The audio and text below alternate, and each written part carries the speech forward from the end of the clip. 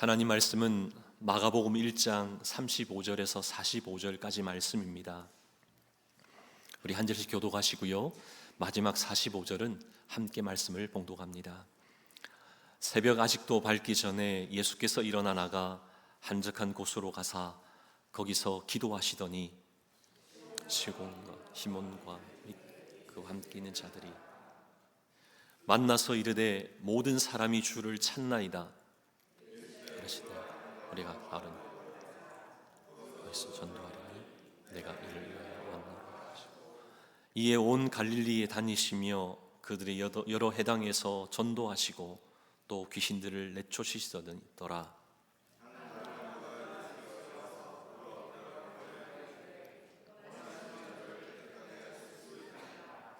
예수께서 불쌍히 여기사 손을 내밀어 그에게 대시며 이르시되 내가 원하노니 깨끗함을 받으라 하시니 곧 나병이 그에게서 떠나가고 깨끗하여진지라.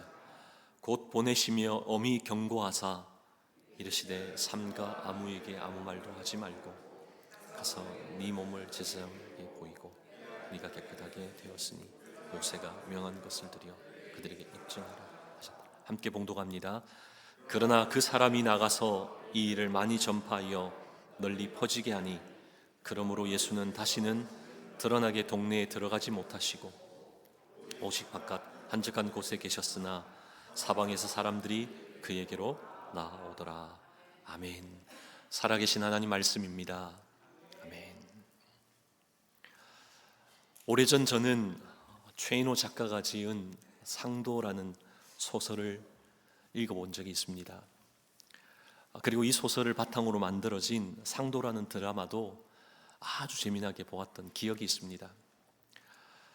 아직도 그 소설과 드라마 중에 그 주인공 임상옥이 이제 장사에서 스승이었던 박주명에게 배운 아주 중요한 그 원리 하나가 기억에 남아 있습니다. 장사는 이문을 남기는 것이 아니라 사람을 남기는 것이다. 이윤이 아니라 사람이라는 것이죠. 이윤을 쫓아가는 삶이 아니라 사람을 남기는 삶이어야 한다. 이 메시지를 던져주고 있는 겁니다. 이 말이 아직도 제 기억 속에 남아있고 또 생각이 늘 나기에 저의 목회에 있어서도 사람을 살리고 사람을 남기고 싶은 그런 목양되기를 소망합니다. 그런데 이 상도라고 하는 이 드라마와 소설보다도 훨씬 더 오래전에 한 사람, 한 영혼에게 집중하고 계셨던 분이 있었다는 것이죠. 그분이 바로 예수 그리스도십니다. 예수님의 관심은 오로지 사람이었습니다.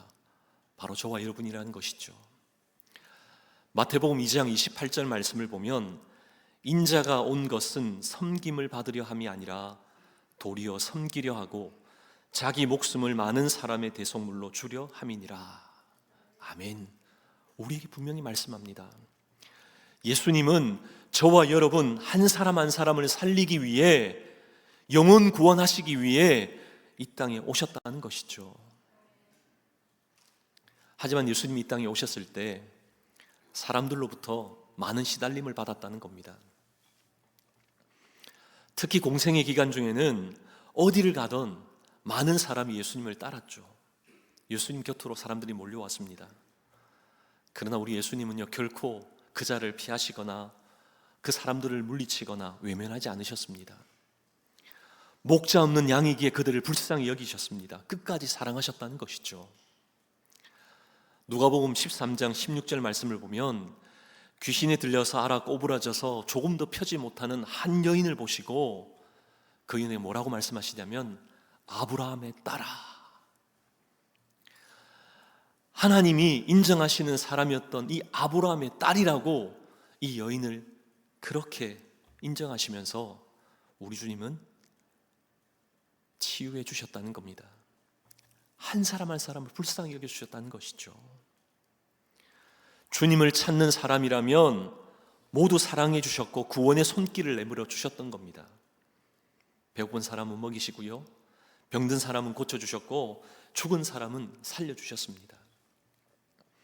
때로는 바쁜 중이었지만 그래서 잠깐 무리를 피해서 기도하러 가셨지만 그곳까지 사람들이 따라왔을 때 우리 주님이 어떻게 하셨습니까?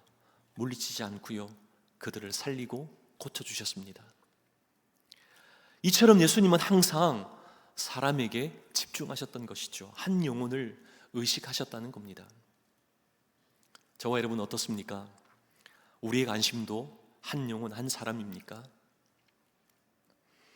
우리도 예수님처럼 한 사람, 한 영혼에 집중할 수 있기를 간절히 소망합니다. 주님의 제자라면 그렇게 사는 게 마땅하기에 주님이 보여주셨던 그 모범을 잘 따라 배워야 하는 것이죠. 그런가 하면 우리가 어떻게 한 사람에게 한 사람 한 사람의 관심을 가질 수 있는 겁니까? 어떻게 하면 예수님 같이 사람을 남기는 영혼 구원의 열매를 맺는 그런 사역을 할 수 있는 겁니까? 오늘 말씀을 통해 두 가지를 함께 나누기를 원합니다. 첫째로 예수님과 같이 사람을 남기는 영혼 구원의 열매를 맺는 사역을 하려면 일과 사역보다 기도가 앞서야 한다는 겁니다. 일이 먼저가 아니라 기도가 먼저야 한다는 것이죠.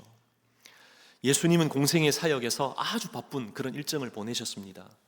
이른 새벽부터 늦게까지 정말 끝없이 사람이 밀려왔기에 쉴 틈이 없었다는 것이죠. 이런 예수님에 대해 마가는 마가복음 1장 32절 33절을 통해 얼마나 예수님 바쁘셨는지 이렇게 표현하고 있습니다. 저물어 해질 때에 모든 병자와 귀신 들린 사람을 예수께로 데려오니, 그 다음에 뭐라고 표현하죠? 온 동네가 그 문 앞에 모였더라. 온 동네가 그 문 앞에 모였더라. 예수님이 계신 곳으로 사람들이 물밀듯 밀려왔다는 겁니다. 문전성시를 이루었다는 것이죠. 이런 분주한 삶을 이렇게 바쁘게 일상을 사셨지만, 그러나 예수님에게는 절대로 놓지 않았던 한 가지 일이 있죠. 그게 뭡니까? 바로 기도였다는 것이죠.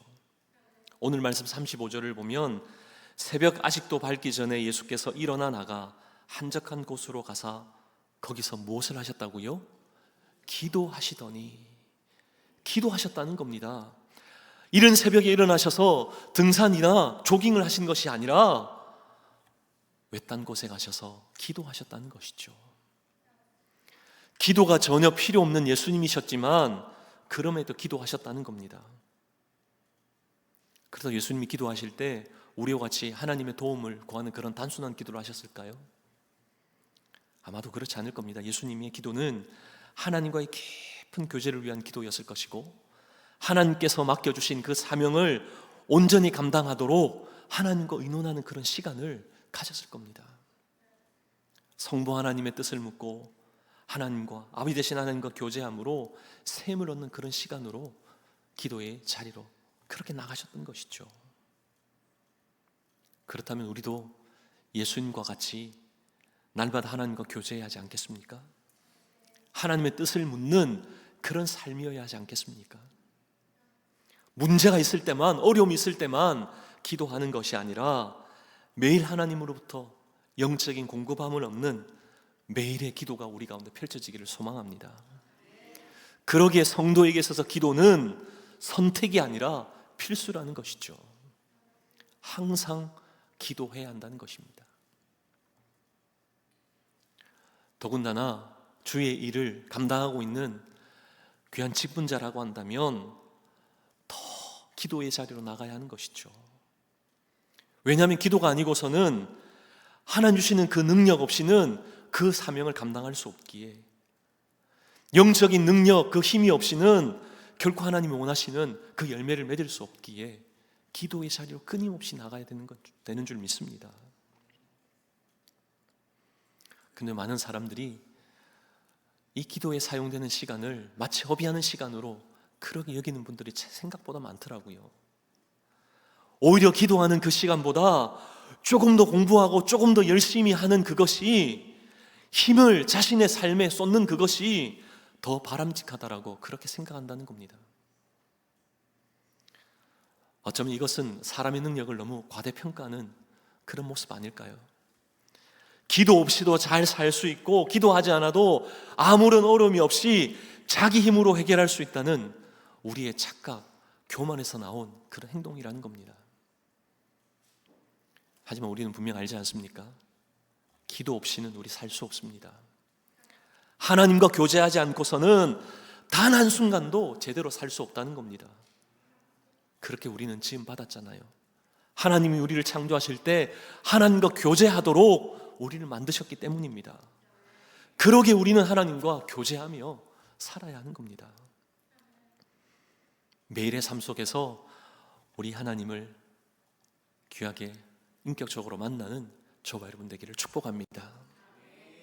오늘 말씀 35절 말씀을 다시 한번 보십시오. 새벽 아직도 밝기 전에 어디로 가셨다고요? 한적한 곳으로 가사.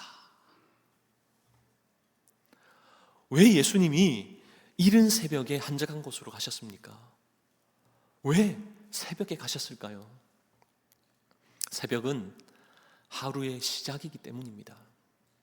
또한 새벽은 잠오륜에 충분한 육체의 힘을 가진 이유이기에 좀 더 집중할 수 있는 그런 시간이기 때문이라는 것이죠.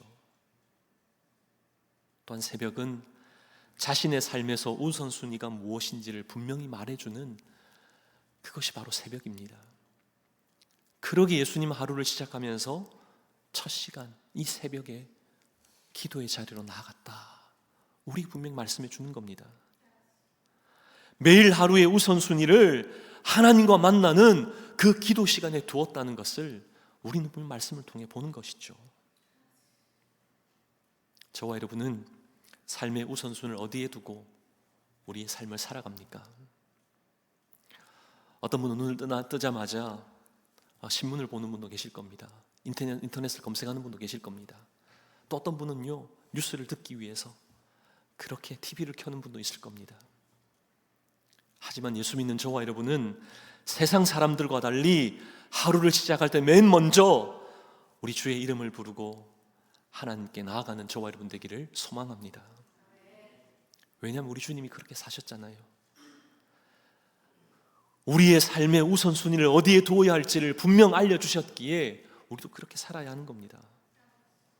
그러기에 우리 주님은요, 제자들에게 설교하는 법 가르치지 않으셨습니다. 그러나 기도하는 법, 이렇게 기도하라 주기도문의 말씀으로 그렇게 우리에게 기도할 것을 말씀하시고 가르쳤다는 것이죠. 그만큼 기도가 중요하다는 겁니다. 그러자면 우리도 하루의 첫 시작을 우리 주님과의 만남으로 시작하는 저와 여러분 되기를 소망합니다. 또한 35절 말씀을 보면 예수님은 기도하기 위해 어떤 곳으로 가셨다라고 말씀합니까? 한적한 곳. 왜 한적한 곳입니까?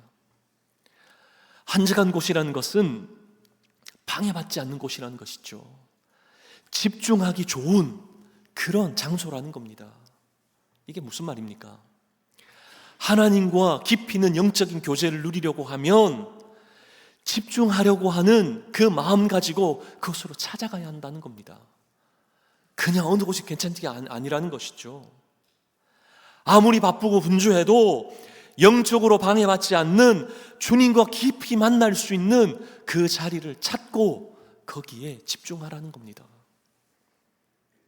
그렇게 할 때 시편 46편 5절 말씀처럼 새벽에 하나님이 도우시리라.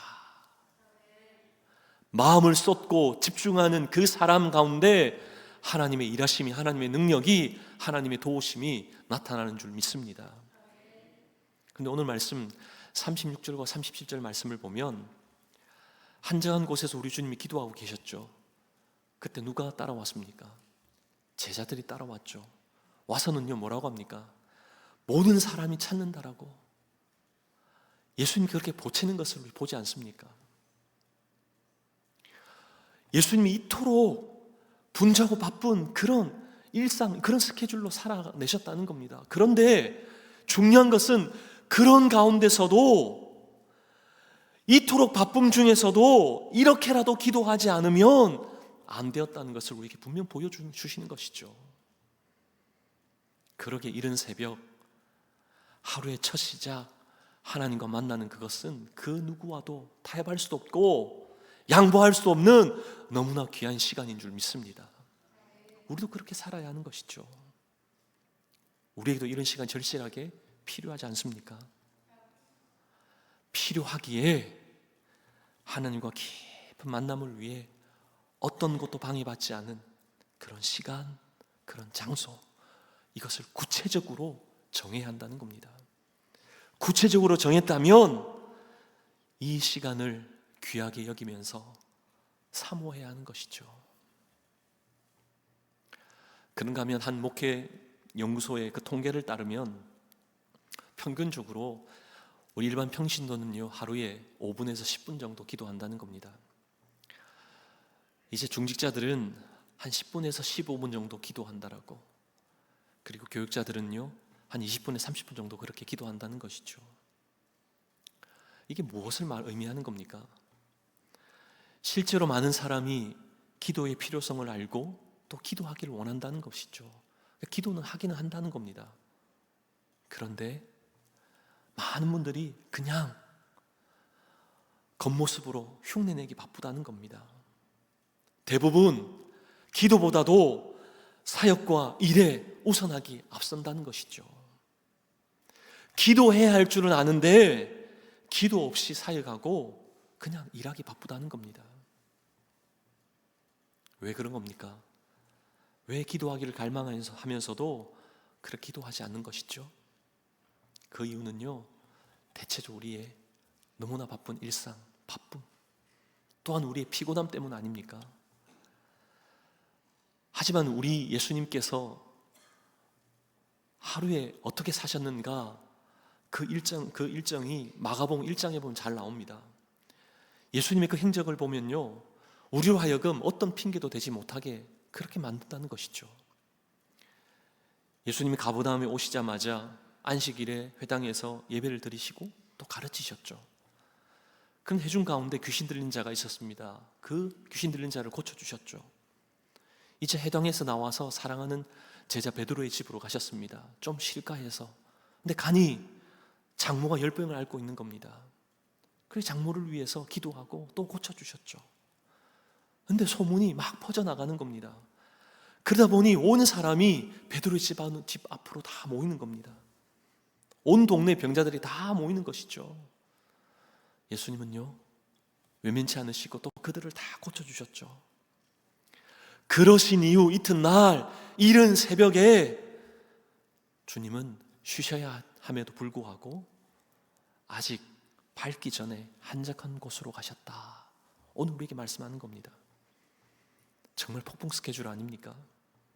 정말 피곤하실 터인데도 기도 그것만은 놓지 못하시기에 기도의 자리로 가셨다는 겁니다. 우리가 얼마나 기도가 중요한지를 알려주시는 것이죠.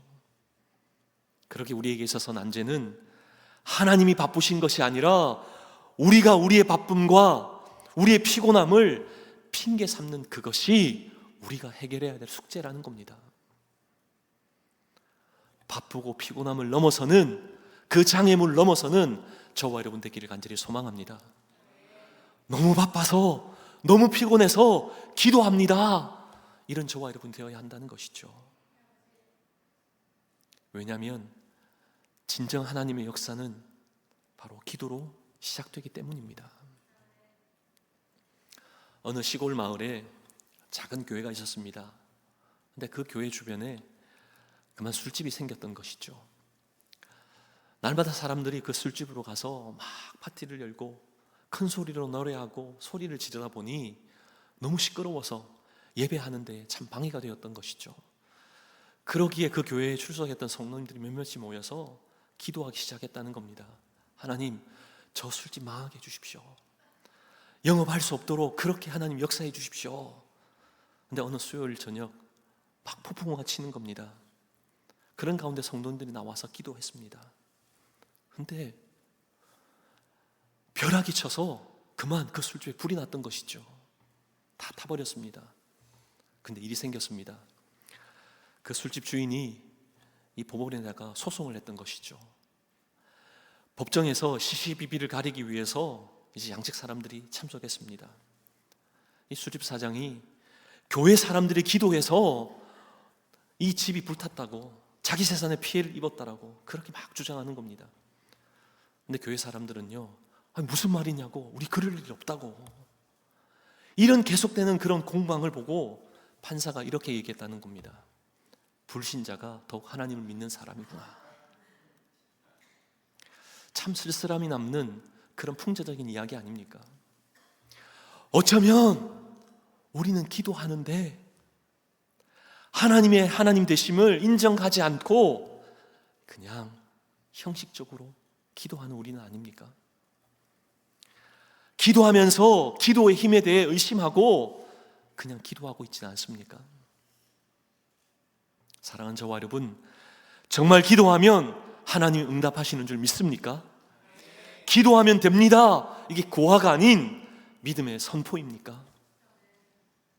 우리의 기도를 반드시 우리 하나님 응답해 주시고 역사하시는 우리 하나님이심을 확신히 믿을 때 일과 사역보다 앞서 기도의 자리로 나가게 될 줄 믿습니다. 그때 기도를 통해 일보다 사역보다 기도를 앞세울 때 우리를 통해 하나님의 능력이 놀라운 주의 일하심이 이루어지는 줄 믿습니다. 둘째로 예수님과 같이 사람을 남기는 영혼 구원의 열매를 맺는 사역을 하려면 최대의 관심사가 오직 복음이어야 한다는 것이죠. 오직 복음이어야 합니다. 예수님은 계속되는 사역 중에도 기도하셨다. 우리 함께 말씀을 살펴보았습니다. 끊임없이 끝까지 우리 주님은 이 기도의 끈을 놓지 않으셨죠. 왜 그렇게 하신 겁니까? 10번만 더 하잖아요. 왜 기도하기를 멈추지 않으신 겁니까? 왜냐하면 기도하면서 하나님의 뜻, 하나님이 자신을 이 땅에 보내신 그 목적을 늘 떠올리면서 하나님과 그 모든 것들을 나누었다는 것이죠.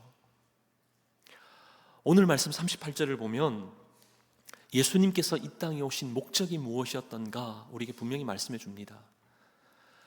우리 예수님이 이 땅에 오신 것은 귀신을 쫓아내는 것도 병자를 고치시는 것도 아니라는 겁니다. 무엇 때문에 오셨다고요? 전도하리니. 전도가 뭡니까? 하나님 나라의 복음 전파 아닙니까? 하나님 나라의 그 복음을 전하는 것이잖아요. 복음이신 예수 그리스도를 믿을 때 구원받고 천국 간다라고 하는 이 복음을 전하는 게 바로 전도입니다. 예수님은 이 일을 위해 오셨고 자기 자신이 바로 복음이라고, 자신이 복음의 성취를 이루었다라고 직접 자신이 누구인지를 그렇게 드러내시면서 우리 주님이 전도하셨잖아요. 그러기에 예수님이 가르치셨던 모든 교육, 모든 가르침, 이것은 복음을 위한 것이었습니다. 예수님의 기도는 바로 복음의 능력을 위한 것이었고 예수님의 전도는 바로 복음을 선포하는 일이었잖아요. 병자를 고치시고 긍휼함을 베푸신 것도 복음의 능력을 나타내기 위해 이 모든 걸 감당하셨다는 겁니다. 철저히 우리 주님은 복음을 위해 사셨다는 것이죠. 자신의 명성이 아닙니다. 유명해지는 것 관심 없었습니다. 오히려 병 고치는 것 통해 자신이 더 유명해질 것, 그것이 오히려 복음의 방해가 되지 않을까 늘 고민하셨죠. 그렇게 오늘 말씀을 보면 나병 환자를 예수님이 고치신 이후에 뭐라고 그에게 경고하십니까? 오늘 말씀 43절과 44절 말씀을 보면 나병 환자에게 예수님은 엄히 경고하사 삼가 아무에게 아무 말도 하지 말라. 왜냐하면 우리 주님은 사람들에게 기적을 베푸는 자, 신통력 있는 사람, 그런 명성으로 알려지기를 원하지 않았다는 겁니다. 오히려 그렇게 되면 복음 전파하는 것이 방해가 될 것 아셨기에 나병 환자에게 함구령을 내렸던 것이죠. 그러나 45절을 보면 나병 환자는 그 명령을 듣고 어떻게 합니까? 그렇게 행하지 않죠. 나가서 막 소문을 내면서 이야기하고 다녔다는 겁니다. 그 결과 예수님만이 드러나고 복음이 전해진 것이 아니라 기적과 병고침, 이런 복음의 외적인 것들이 더 사람의 관심을 받게 되어졌죠. 오늘날은 어떻습니까? 오늘날도 복음 외에 부수적인 그런 주변의 일들로 인해서 복음이 등한시되고 있지는 않습니까? 예수님보다는 예수님으로 인해 주어지는 그 축복에 우린 더 관심을 가지고 있지 않습니까?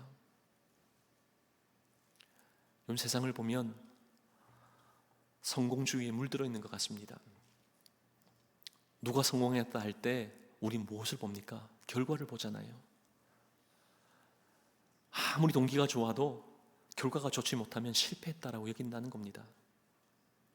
돈을 많이 벌면, 높은 지위에 오르면, 어떤 프로젝트를 시행했을 때 성과가 좋게 되면 성공이라고 이야기합니다. 그렇지 못하면요, 실패라고 이야기하죠. 예수 믿는 우리도 그렇지 않습니까?